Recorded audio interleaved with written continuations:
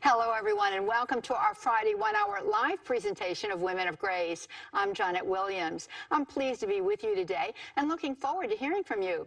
I welcome your questions and comments. Some time ago, Dr. Christopher Molloy was our guest. With us for 2 programs, he outlined some of the prevailing heresies that have gained traction both inside and outside of the church. The topic was a broad one, and so I've invited him back today to continue the discussion and to give you an opportunity to ask him the questions you might have. Join us as we take another look at the errors of the new modernism. Has the Catholic Church changed? Is she capitulating to the cultural mindset? Have we come to repudiate church teachings that have been held firmly since her earliest days? These are the questions that many Catholics are asking, maybe even you. Here to help us sort it out and to separate truth from falsehood is Dr. Christopher Molloy, a teacher of theology at the University of Dallas, who is convinced that philosophy and theology, faith and reason, serious intellectual research, and fidelity to the full deposit of Catholic faith work harmoniously toward one end, the contemplation and love of truth. Dr. Molloy has given us this enlightening and helpful book, False Mercy, Recent Heresies Distorting Catholic Truth. It's available for you at EWTNRC.com, the website of EWTN's religious catalog, and I urge you to get a copy of this book. It is very important for us. It helps us to understand what it is that we're seeing today and to be able to frame that within the context of our Catholic faith and that which we hold true. Let's welcome Dr. Christopher Molloy. Dr. Molloy, welcome. I'm so happy to have you on the set with me this time. Great to be here. Thank you so much for having me. You're so very welcome. We did these 2 programs back. I think that they aired like April 4th and April the 6th and 7th. That sounds right. Yeah, yes. Yeah, yes. And they were marvelous programs and helped me. And I remember having said to you during that time that your book was such a great aid to me in looking at what we're seeing happening within the church and outside of the church and putting it into the context of our faith to come up with that which is true, that which is good, that which is beautiful. Yeah, that's the idea. I mean, this is basic Catholicism, and yet I saw so many confusions, especially from, you'd say, the liberal wing, if you will, people trying to get rid of doctrines. There is also an issue of people trying to pretend there's no such thing as development. There's that issue as well. Mm-hmm. But the main thing is, you could say, liberals just trying to get rid of doctrines. And this is the church that Jesus Christ established, and I got into theology to defend that faith. And so that's why I felt I had to write the book. So it's been 3 years in the making. Well, I can tell that you put a lot of time, effort, and research into this, and also to be able to take some of these thoughts that are above the average knowledge of people, right? You know, and to put them into a way that's consumable. That's skill, and that's a real talent from God. That's real authorship. So. That was the goal. So some of the issues are basic, like is Jesus Christ's church is the Catholic Church Jesus Christ's church? Yes or no? And the answer is yes, but the scholarship behind that sometimes gets daunting for the average layperson. So I try to make it accessible. Yeah. You know, good to the scholarship, so I'm handling the objections, but I try to convey the basic point. Yeah, it's very important. And I'm thinking, you know, here a little bit about Pope Paul VI, now a saint, you know, who told us that, you know, the smoke of Satan has entered the church. That smoke of Satan was to the exterior of the church. It was the cultural waft of the pit of hell, you know, that eventually began to make its way into the reality of the church herself. And so people are very confused. And when you talk about, you know, this liberalism, this progressivism, you know, we see that exteriorly. You know, some of us are standing back looking at what's going on in our country. Maybe you're one of them. I certainly mean to say, what on earth is happening here, right? Yeah. And it's unfortunate that in many cases we see this being promoted by celebrity priests and individuals within the church. Yeah. And I think that's that you know, horrible odor of relativism. Yes. You know, mixed with the scientism that's going on, and it's a noxious brew. Yeah, and not only the scientism, but the new movement of my truth, your truth. I mean, the relativism in the sense that I can just make up anything up that I want. But of course, we do make that basic distinction, the church in her essence, and then the members. because they're anxious people thinking that, let's say they come from a conservative approach, and by that I don't mean anything other than authentic Catholicism. So they want to be authentic Catholics. And they see all these weird remarks and they're tempted to leave. Their faith becomes challenged. And so I want to say to them, wait a minute, just because there's a renegade priest or theologian or perhaps even bishop doesn't mean that the church is foundering. But we do experience it. And so what do we mean by the church? The church in her essence, what she does is, the story I like to give is there's some priest in New Mexico who is forgiving sins right now. Somebody lived a bad life for 50 years and at the age of, let's say 60, went to confession and no one read about it. It wasn't in Facebook, and got his sins forgiven or her sins forgiven. And that's what the church is doing. But the renegade priest, will go and say that sin is no longer sin. So I like to draw attention to the fact that the church is still there. She's still directing people to the truth and forgiving sins and feeding them. Yeah. It's kind of like, that parable of Jesus where he talks about the wheat and the tares. They That's grow right. up together. They're going to be separated at the end, but Yeah. we're called to be that wheat. Yeah. And oftentimes I think the evil one of his key strategies is he causes us, he brings distraction and causes us to focus on the distraction. So it causes us to focus on, all of that which you just mentioned, Yeah. the renegades, the progressives, the ones who are stirring things up, as opposed to looking at the church in her essence, as you put it so Yeah. beautifully, and admiring that beauty. Yeah. But truth is immutable. I mean, you know what? I mean, you That's just right. can't change truth. Yeah. Is truth is truth. Yeah. You can't have everybody having their own truth. Right. It's illogical. The other thing is, sometimes I'm tempted to just hole up and, just teach my students and ignore the problems. So I agree, we can't pay attention to the distraction in a obsessive way. At the same time, I couldn't ignore this. Oh, no. So that's why I felt I had to write the book. Oh, yeah. We need to pay at least a little bit of attention to the problem. Oh, yeah, absolutely. Not long ago, we had the gospel reading was Jesus saying, you are salt of the earth, Yeah. If salt loses its savor, Yeah. If it goes flat, what's the hope? You're Yeah. the leaven of the world, So there's all of that. We're called, and I was saying this on radio today, we're called to speak truth to the lie and light into the darkness. That's our call. I like So we that. don't ignore it, but we can't let ourselves become so wound up that That's we right. become part of the problem because we're paralyzed by our Yeah. own angst, right? Yeah.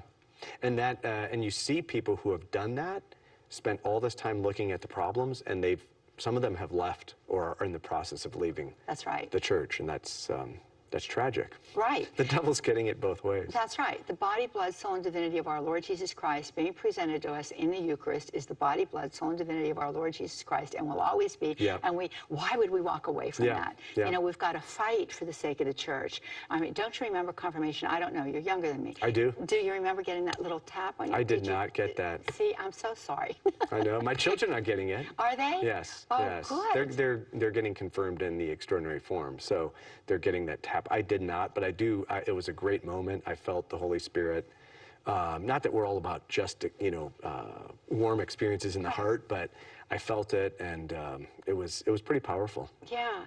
I hope we return to the full meaning of what the sacrament of confirmation truly Yeah. is. We need that sacrament Absolutely. today. Soldiers. And just for those of you who didn't get the little tap on the cheek, the bishop, as you were being confirmed, would give you a little tap on the cheek, not a smack, not to hurt you, but just a tap to remind you that you are a soldier of Jesus Christ and that you are called to defend the church. And the whole purpose of the sacrament of confirmation is to strengthen us to do exactly that, to take the gifts that we received in baptism and strengthen them so that we can go out and fight this battle that is ours in this present age, the age that God entrusts to each one of us. Well, can we do some definitions before we go to Sure. the break? So the title of the book is False Mercy, Recent Heresies Distorting Catholic Truth, and this is based on the New Modernism. So what was the old modernism? What is the new modernism, and what does that mean? Yeah, they're related, the modernisms, but the new modernism is a looser thing that I have one essence for. The old one is at the end of the 19th century into the 20th century, from the effort of translating the faith, to the idiom of the day, which is a good effort. This is what EWTN does, translating, communicating. The problem happened where people began adapting the faith to their own vision, and their vision was not supernatural. They did not have real faith, and so they adapted away the essence of Catholicism. Similarly, today we have a kind of adapting, but especially in the spirit of, I would call it the evolution of dogma. So it's the new modernism. There's not a technical definition of the new modernism. It's loosely the evolution of dogma. In other words, what we used to teach, we no longer teach. And they will present recent teachings as though they were against the past teachings. And so, and that's what you get in grad school. That's what some people get in the pews, that kind of thing. And I think that a lot of these changes, alleged changes, center around challenging the idea that the Catholic faith has, among its principal beliefs, one crucial understanding of life. What is human life?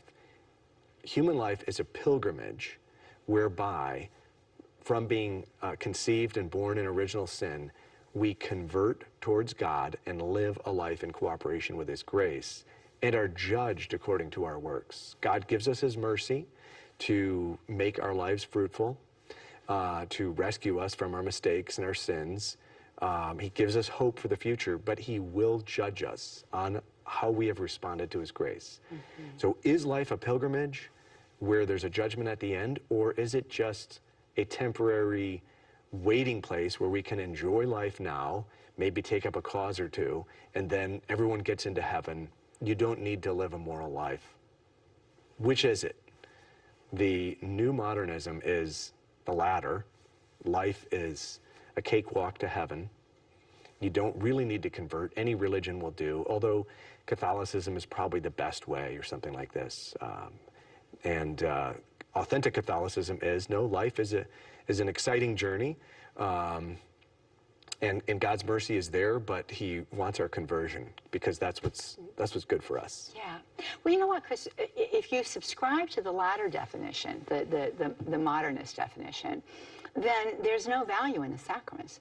No. There's no value in any devotional practices. It's almost a materialistic view, except that they believe in an afterlife, but it's all, fun and games, and yeah, and we're all going there. Yeah, they don't define it.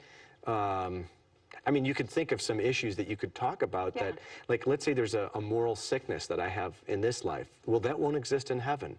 But if they say it's not a sickness, then they say it will exist in heaven. Let's just say the homosexual disorder. So will that exist in heaven? No, it won't, because it's a disorder. That's an example. And they do not appreciate human dignity according to the truth that God revealed in Jesus Christ. Yeah. Well, you bring up so many good points here that I think that we probably need to get into, but here's what I want to do. I want to send you on to EWTN's religious catalog to get a copy of the book. I know even what has been discussed thus far has whetted your appetite to read more, and that's a good thing, because that's the prompting of the Holy Spirit saying, look, there's something here for you. And we have to be those defenders of the faith today, just like we were talking about. You've received your sacraments, and that's because God desires to use you as His voice in this current darkness that we're living through. So to the extent that we can be trained up, to the extent that we can have the language to use, to the extent that we have right thinking, well-ordered thinking, to that extent can we make a big headway in our day and time. And so I want you to get a copy of Dr. Chris Molloy's book. It is False Mercy, Recent Heresies Distorting Catholic Truth, available for you at EWTN's religious catalog. That's EWTNRC. I like to call it the home of holy reminders in memory of our dear foundress, Mother Angelica. It is available for you there. And copies of the programs that we did together in the past, I'm telling you, it was like, I think it was April the 6th and the 7th that they aired, are available for you there. And today's program's available for you there. But guess what? We want to hear from you. I'll bet you have a lot of questions. We're here to answer them. brought Dr. Chris Molloy in so that he could do that for you. So let me give you the number to use. It's toll-free for you here in North America. It's 800-221-9460. It's again 800-221-9460. If you're outside of North America, or if you're right here in Birmingham, here's your number. Country code 1-205-271-2980. Country code 1-205-271-2980. More on the other side of the break. Stay with us. We'll be right back.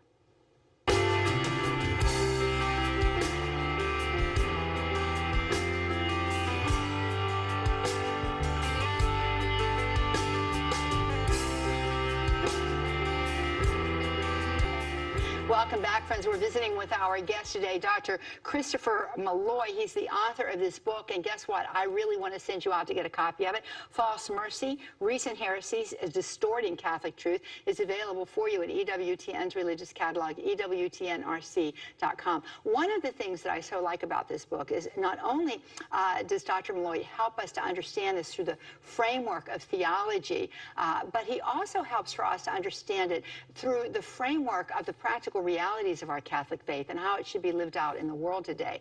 And we have to be living out our faith in the world today. This is the time for that. You were made for this time. This time was made for you. You're called to be a sanctifying agent in the world today through the power of the Holy Spirit operative in you. And this day and time is meant to make you a saint. So there's this beautiful, beautiful reality of who we are in Christ Jesus for this moment. Let's try to live that out as much as we can. And to help you do that, guess what we're doing at Women of Grace? We are going to be having a marvelous opportunity for you. And I'm happy to invite you to our upcoming annual Women of Grace retreat at Malvern Retreat House outside of Philadelphia, Pennsylvania. It all begins with the Benedictine Enrichment Seminar called Spiritual Realities, What Every Catholic Woman Needs to Know. And that begins on Thursday, July 21st. It is followed by the retreat itself, which begins on July 22nd. Serpent Smiters, Battle Strategies for Catholic Women. Woohoo! The retreat closes on July 24th. So I'm inviting you to join us for this great event. The information is available for you at our website. Simply go out to womenofgrace.com. You can register right online. Now, we want to hear from you today. Dr. Molloy is here. Lots of questions that you can ask him. We want for you to get those questions answered. Let me give you a toll-free number for you here in North America. It's 800-221-9460. Again, 800-221-9460. If you're outside of North America, or if you are right here in the Birmingham area, here's your number, country code 1-205-271-2980. Well, we went to that break, Dr. Molloy. We were talking about some very important things. And one of the things that we were establishing is that there's an attempt to try to take the dogma of the church and say, well, that was for a time, you know, or, you know, they just didn't have it quite right. And here it is now. And what's being offered to us is something very devoid of the consistent teaching of the church since her earliest days. Yep. Yep. And on so many fronts, I think it's taken a lot of people by storm. So is sexual teaching, for instance. So that was a thing of the past. I mean, you hear about this even with the synodal way in Germany, that they want to, you know, revisit the church's teachings on, or revise. They're just, some of them are explicit about it, on homosexuality, on procreation, marriage, that kind of thing. You can imagine divorce, as well as things sort of, you know, in the realm of women's ordination and that kind of thing. I do notice a lot of these recent heresies are in practical matters, things like that. But then I do tend to think there's also forgetfulness of the church. The Catholic Church is the way. And you, like you were saying, the sacraments, what does this new idea of new modernism do with the sacraments? It makes the sacraments not as urgent as, you know, we like to see them. And I think that the pandemic, the response that many dioceses gave to the pandemic operated out of a loss of the sense of the urgency of the sacraments. Yeah. Not everywhere, but, you know, well, if the sacraments are only celebrating the beauty that you are already, and that's Karl Rahner's notion of the sacraments, essentially. You are already beautiful, which is, there's a truth. But the only thing the sacrament does is celebrate that. So baptism, you were already sanctified. Baptism celebrates that.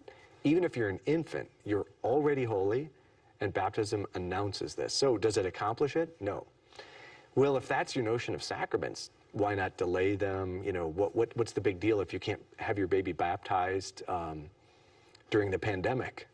You know, so these. Yeah, and again, you know, one of the beautiful things about the reality of the church, and you point this out so beautifully, and you demonstrate it for us time and again throughout this beautiful book of yours, is that there's an internal logic to the church's teaching. Yeah. You know, I mean, it's a beautiful thing. Even with the development of doctrine, there's an internal logic, and here I'm talking about, you know, a true development that comes out of the seed that's already present there, Yeah. you know, that helps it to flower. Yeah. And you use that terminology in the programs that we did together earlier, that it helps it to flower. It's looking at a mystery, and it's learning, it's an attempt to reveal deeper aspects of that Yeah. mystery, not to change the mystery. That's right. So here's the lack of logic in what Ronner is saying there, if I interpret what you're telling me and all of us correctly. So the church's teaching is that, look, this is a pilgrim way, and life is a battle, and you're up against powers and principalities. But do not despair, because I am with you. And how I am with you is through the efficacy of the sacrament, which even as it's being given, is efficacious. The grace is already effective. It's there, right? Yep. And that's going to enable you to win the good fight. Well, if there is no battle because you're fine and everything is good about you, then you don't need that. There's no logic there. This isn't a battle. There's nothing. Yeah. So what's the point in even why get your baby baptized? Why go to communion? Yeah, that's why I leave the church. Yeah. So one of the things I bring up is the religious switching, and Catholicism, at least in 2014, the Pew study said that 6.5 Catholics leave the church for every one person that enters the Catholic Church as an adult. So religious switching. And so back to confirmation, I like to get my kids, my son was fairly young, he was just confirmed, and I like to induct them into the battle. So say, now you're an adult, this is the world, it's tough. I don't like to give them too many details, but I do like to give them way earlier than I think, 40 years ago, we would have given them details as to what's going on in the culture, and then say, you're part of it. We're together, we're warriors, we're a team as a family, and we've got to help this world get better. Yeah. So it's exciting that way, but yeah, the new modernism, you could just say the errors of our time, essentially saying, yeah, what's the point of life? That begins to be the question, I think. They don't sense the point of life.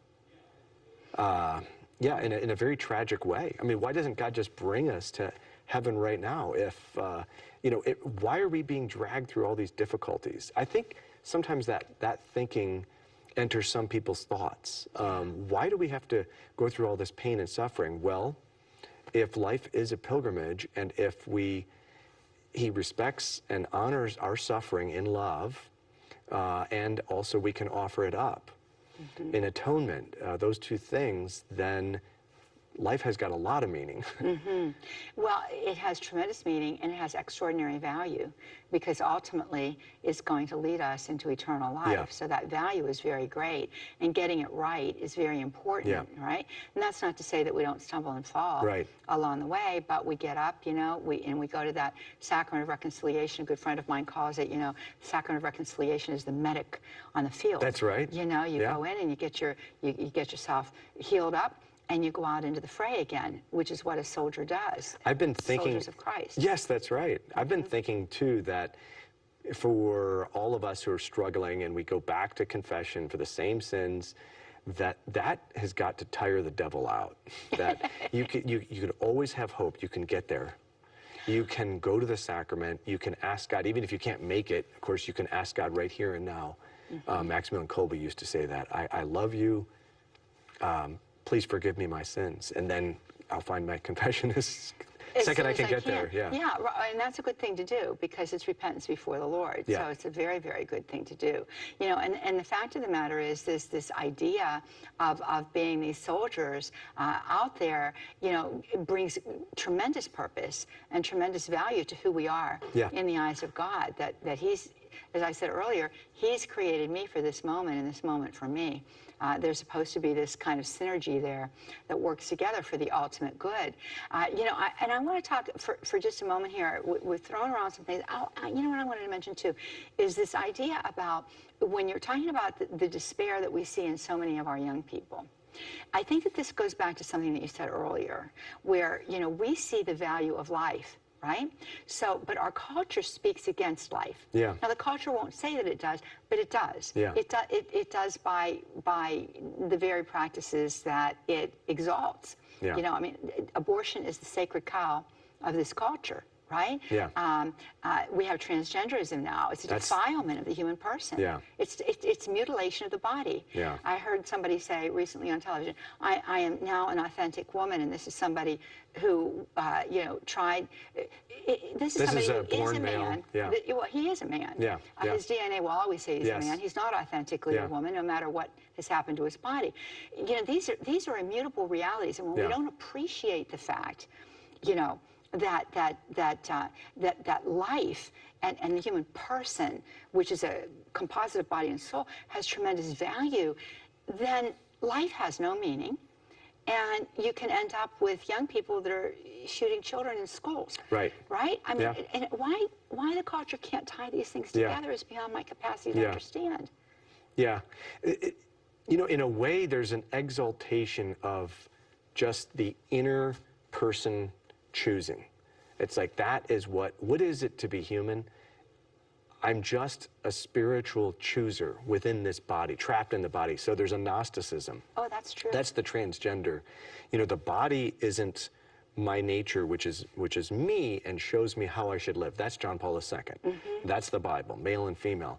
And even my hands, it shows me how I should act, you know, that I'm a tool worker, I could greet, that kind of thing. But male and female, whereas if I'm only this inner spiritual operator who's, you know, say, pulling the cranks and levers of the body, then I can do with the body what I will. And they ignore time, so they ignore nature, the body, and they ignore time because if I made a mistake, I can undo it. That's the lie. Yes. The detransitioners will let you know that, no, you can't. You can't undo it. Yeah. Well, you know, and the fact of the matter is, I mean, with regard to that issue, the suicide rate is quite high because the problem is not a problem that has anything to do with gender. The problem is a problem that has to do with, you know, a disorder. That's right. That can be helped and corrected if it were only allowed. And I hear that can even be something more fundamental or basic, some other thing. And if, you know, give it a year and get some therapy for that, and it'll go away. Or as a transitional kind of a thing. Yes. You know, that comes awkwardness of being a teen. Mm-hmm. Absolutely. Well, friends, you know, we're talking about very serious issues today, but we have to know how to look at them through the eyes of faith. So as we go to this break, I want to send you out again to EWTN's religious catalog, EWTNRC.com. I love to call it the home of holy reminders. False Mercy is Dr. Christopher Molloy's book. Recent heresies distorting Catholic truth. We have to know what those heresies are so that we don't fall victim to them. And maybe even if in some way the insidious nature of them has begun to beguile us, right, and twisting our thinking, it will correct it. It will help us to see more clearly. Very valuable book for you. We want you to go to EWTNRC.com to order a copy. Additionally, we want to hear from you today. We are here for you, and Dr. Christopher Molloy is eager to answer your questions. Let me give you a toll-free number for you to use if you are in North America. It's 800-221-9460, 800-221-9460. If you're outside of North America or if right here in Birmingham, it is country code 1-205-271-2980. More on the other side of the break. Stay with us. Welcome back, friends. We're visiting with our guest today, Dr. Christopher Molloy, the author of this great book. I keep recommending it, and guess what? But I'm going to keep recommending it. It's called False Mercy, Recent Heresies, Distorting Catholic Truth. We need to read it. We need to understand it. He also answers, some of the rather ambiguous statements that we hear floating around in some quarters of the Catholic world, helping us to go deeper and determine, is this, for example, with regard to some of the statements that were made by the Holy Father, is this the words of a pope, or is this a papal word? Big difference. He gets into the nitty-gritty of those kinds of things for us. So I want you to get a copy of the book available for you at EWTNRC.com. Now, you can order a copy for yourself, order a copy for your friends. Why not have a little Bible study on it? It's actually not a Bible study, but a little discussion group on this book, and see, how it is that the group of you can begin to be an influence in your community, your church community, as well as the broader community. We want to invite you to call us here. We are eager for your calls. Let me give you that toll-free number in North America, 800-221-9460. That's 800-221-9460. If you're outside of North America, we've got a toll-free number for you, and that toll-free number is country code 1-205-271-2980. Looking forward to hearing from you. I like to say, don't delay, call right away. We're eager to talk with you today. We were talking about this whole business of transgenderism. Let's talk about marriage, the reality of marriage, what it is, and also why it is that two people of the same gender, same sex, male and female, why two men can't marry and two women can't marry and call it marriage. Yeah. Well, if you look at Genesis page 1, chapter 1, male and female come in the midst of God preserving species. So day 3, there's seed-bearing plants, right? Why are plants bearing seed? Because we know that the grass is here today and it fades and it's gone tomorrow. So in order to have grass in 1,000 years, we need seed, right? Or the flowers, etc. So the plants bear seed so they can continue. And that imitates God's eternity, that living things can perdure through time. The same kind of thing, although not the same individual, requires seed.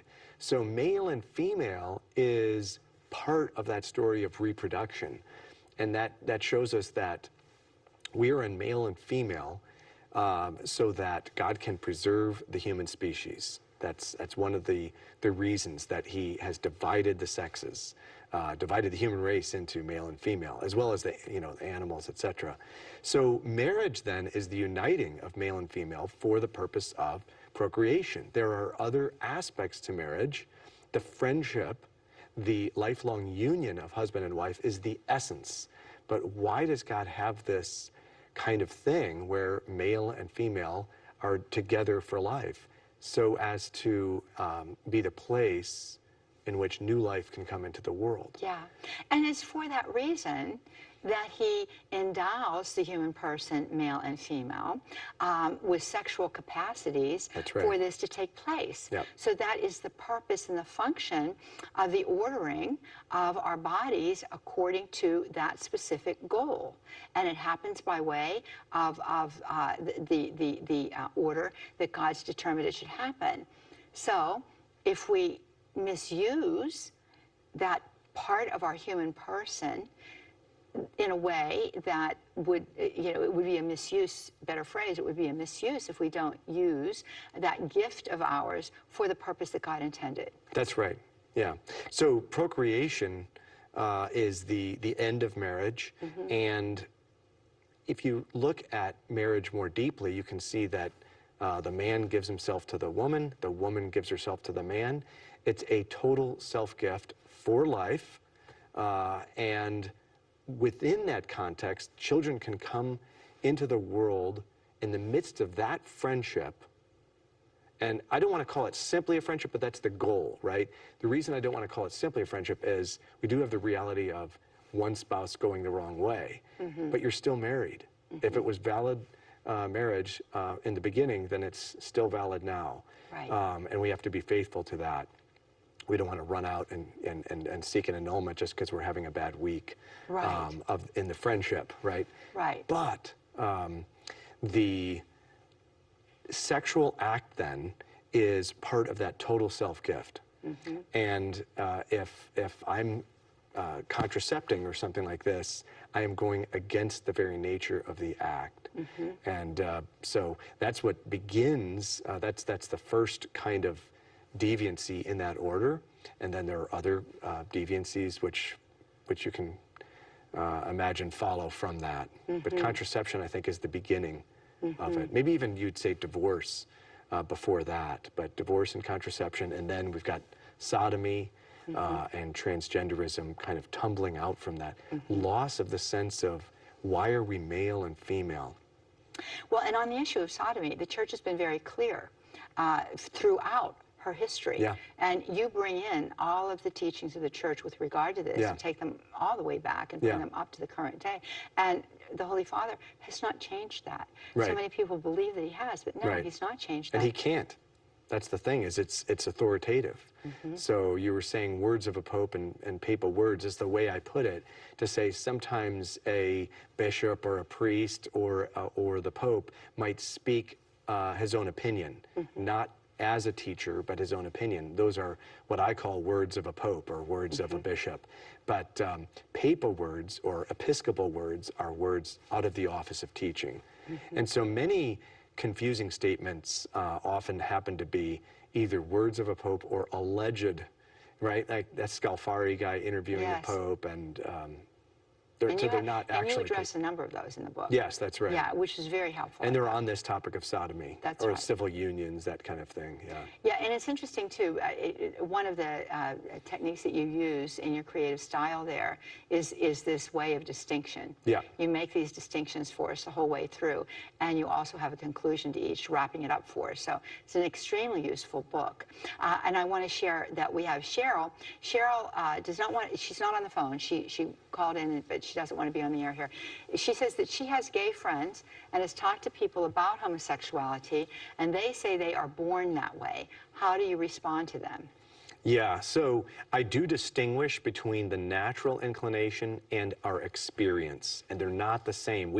It's easy for us to think that they're one and the same, but the natural inclination is the inclination of nature. And then that, when it is healthy, when it develops correctly, then at the level of experience, you experience the attraction that is in accord with the level of nature. But there is no natural inclination to sodomy. There just isn't. And part of that is our faith. We know that God is the author of nature, and he doesn't order natures to bad ends. And that is a wicked end. There's no fruit there. So the experience is real. Some people have this experience, and sometimes they have it going way back early in their life. So that one has to acknowledge, you know, I can't dive into someone else's experience, but that is what many people will report, not all. There are also studies, even psychologists have written on people cultivating a same-sex inclination. How do they do that? Part of it is looking at pornography. Part of it is failing to seek wise counsel that's holy and just and true. So our culture, I think, is cultivating the disorders and the multiplication of this disorder by telling people that if they have a weird experience or something like that, or maybe they like to cook, that, well, they're not, if it's a male we're talking about, you like to cook, well, you must be gay. Now, why is that the case, you know? So I think part of it is cultivated, and people pick it up. But other people have that experience going way back. It's a cross, and I would liken it to, let's say, someone such as myself who is inclined to overreact in an angry way. What do I need to do that? Is it my nature that I'm angry? No, it's not my nature that I'm angry. I don't have a natural inclination to anger, but I do have a proclivity to excitement, let's say. And so I can develop that at the level of experience by acting virtuously. Similarly, no one needs to act on this inclination. Yes. I would say the key is people think that if they're if they have the inclination, then they need to live the lifestyle. So this word gay covers all of that. That's what I want to make distinctions, disambiguate. Wait a minute, is it the inclination or is it the lifestyle? Is it a moment of weakness? You acted on it one night, but you're not trying to pitch your tent on that way of life. These are three very different things. One is an inclination, it's not a sin.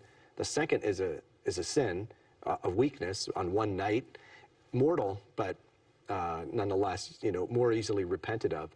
And then the third is saying, I am this way and I'm going to live it, and here's my partner. And that's an impenitent. That's deadly. Impenitence, yes, absolutely. Yeah, and those distinctions are quite helpful to know. And here's the thing of it, when you mention that this is a cross, we all have crosses. Yeah. Nothing good comes but by way of the cross. So whenever there's a cross in our life, I like to look at it and say, there's a great good that God is offering me through this travail that I'm currently suffering. And I have a feeling, Chris, when we get to heaven, we're going to find a whole lot of saints up there who became saints because they carried that cross, but did not act on it. That's right. It would be somebody that has an excessive sexual desire for a person of the opposite sex. You can't. You're not called to act on that. Right? That's right. Even though naturally that would be a proper inclination to the opposite It's sex. not a disordered. It's not a disordered inclination. It's excessive. It's excessive, but you cannot act on it simply because you have it. That's right. Well, and that's part of the modernism is I have this experience and I'm just going to be true to myself. I know. As opposed to true to God. Well, and I love what you said about, this is culturally induced. I absolutely believe it, and it's purposeful. We could speculate all day on the purposes of it, but why are they doing this? I think one is justification for aberrant lifestyles. Yes. And depopulation. Depopulation is the one that I think is the big one. That's exactly right. Well, anyway, we've got to go to a break, but I don't want to go to a break, but we're going to a break. And as we go to that break, I want to remind you about Dr. Chris Molloy's book, False Mercies, Recent Heresies Distorting Catholic Faith, Catholic Truth, rather. It's available for you at EWTN's religious catalog. That's EWTNRC.com. Don't forget, we're live for you today. We want to hear from you. Here's the toll-free number, 800-221-9460. That's 800-221-9460. And if you are in the Birmingham area or outside of North America, just use this number, country code 1-205-271-2980. We're coming right back. Stay with us.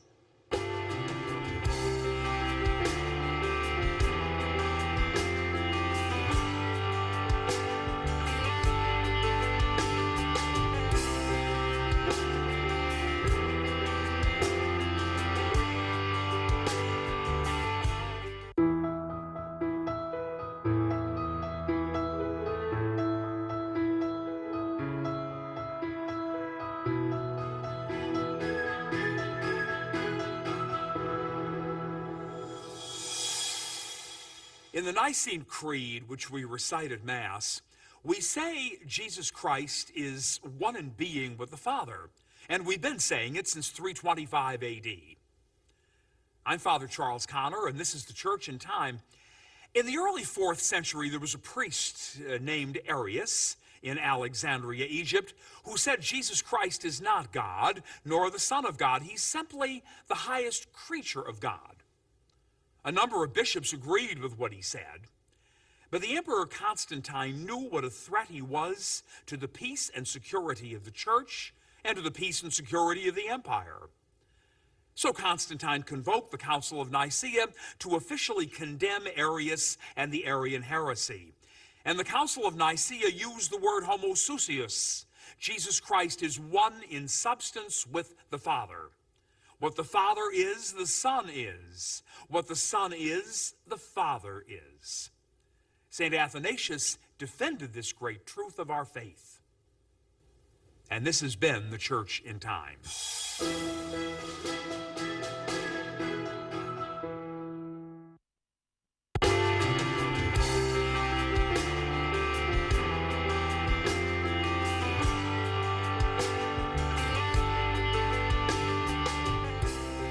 Welcome Welcome back, friends. We're visiting with our guest today, Dr. Christopher Molloy, author of this book, False Mercy, Recent Heresies Distorting Catholic Truth, available for you at EWTN's Religious Catalog. I'm encouraging you to get a copy of the book, and you might as well get copies of the programs while you're there. They're available for you on DVD. We have this one.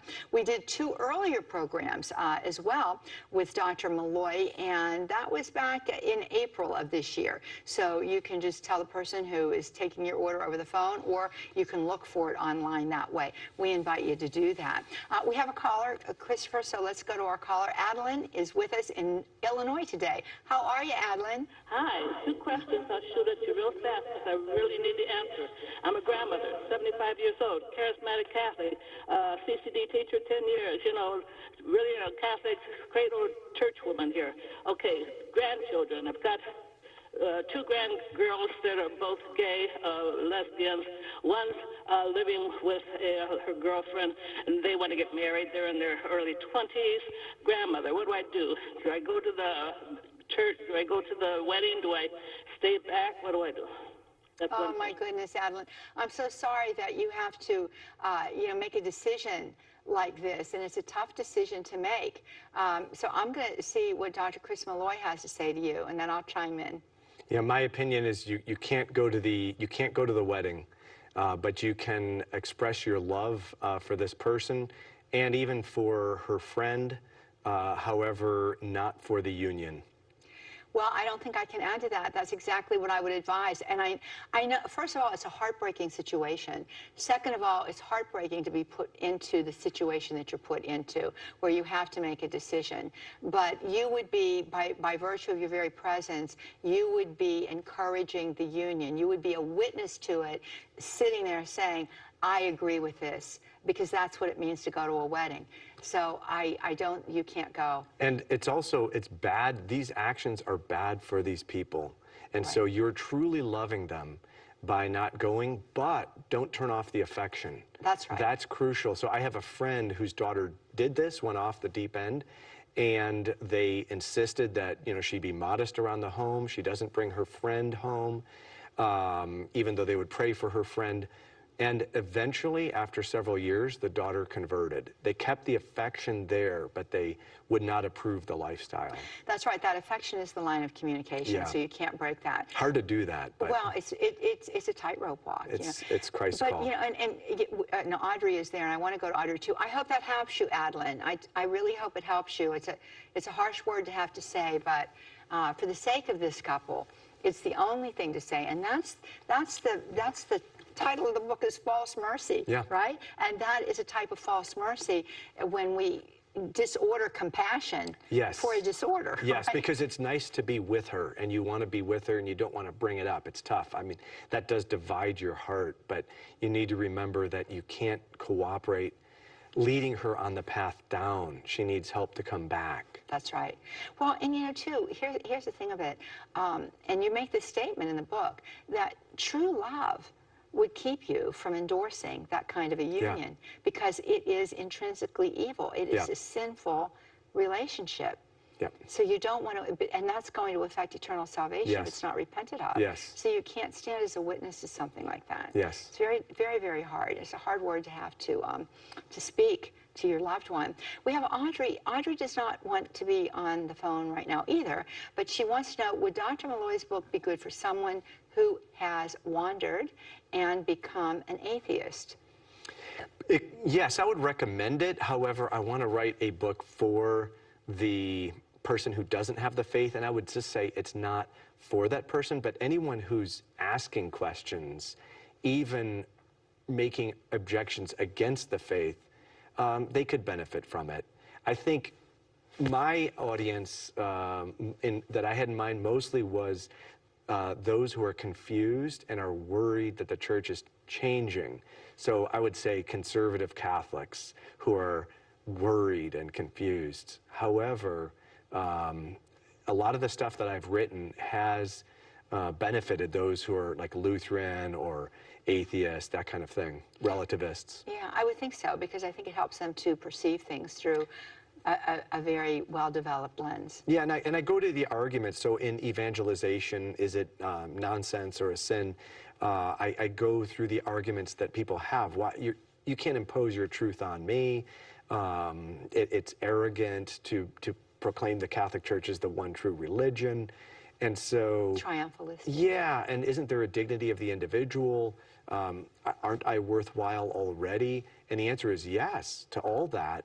But that doesn't mean that the Catholic Church is not the one true church, and it doesn't mean it's arrogant. I didn't mean to say that. It is not arrogant to evangelize. It's just sharing Christ's gifts. Well, and that's another one of those issues that you tackle in your book, is this a movement away from this proclamation of the faith. Yeah. Really, sometimes, unfortunately, even from pulpits, right? Yes. We're not encouraged to evangelize. And I think that's a misinterpretation of what Pope Francis means when he talks about accompaniment. That's right. That's right. And the thing, accompaniment is beautiful.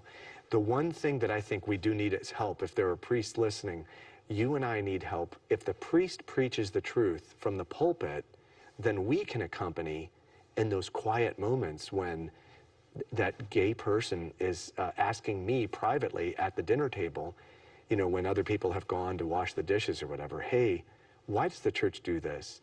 I can now accompany you to understand better the claims of the church. Yeah. But if I have to be the one that reminds you that the church hasn't given up her teachings, then I'm just kind of the annoying person at the table. That's right. And I can't accompany. Now I have to announce. So it's up to bishops and priests, I would say primarily, and theologians to announce the universal truth.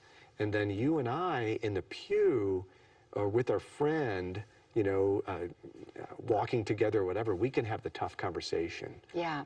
Well, and the very word itself, accompany, means to assist somebody on a way. That's And right. It's Not down the cliff. That's right. Yeah, exactly. So it's not on the way to perdition. Yeah. It's on the way to salvation. That's right. So the idea is meet them where they are, but with an intention to try to help them to gain eternal life, Yeah. which is going to take them to the one who is the way, the truth, and the life. And you help us to do that through your book. Thank you so much Thank for you. being with us. Thank you for coming in studio. Thanks for having me. It's nice to have you here. It's good to be here. Thank you very much. And friends, once again, we want to send you out to EWTN's religious catalog, EWTNRC.com, the home of holy reminders. Dr. Christopher Molloy's book is available for you, False Mercy, Recent Heresies Distorting Catholic Truth. This is, as I say, it's a must-read. It's going to be one that's going to clarify so much for you. I know it clarified so much for me, and it was very, very helpful. So as I'm encouraging you, get one for yourself, get one for some of your friends, make a present of it, get together, read a chapter, discuss the chapter. I know that it will lead to a lot of good fruit in your life. So get on out there and get a copy of that. Now, I do want to remind you also about our upcoming Women of Grace retreat. It's our annual retreat at Melbourne this year, back after 2 years. We were not able to go there because of COVID. We're excited about it. It's a very, very fascinating topic. Get out to our website, womenofgrace.com. You'll see it, number one in the slideshow. Register right online there. Register right online. We love being with you Monday through Friday right here on Women of Grace. And so until we are together again, may God richly bless you. Bye-bye now, and happy Father's Day, gentlemen.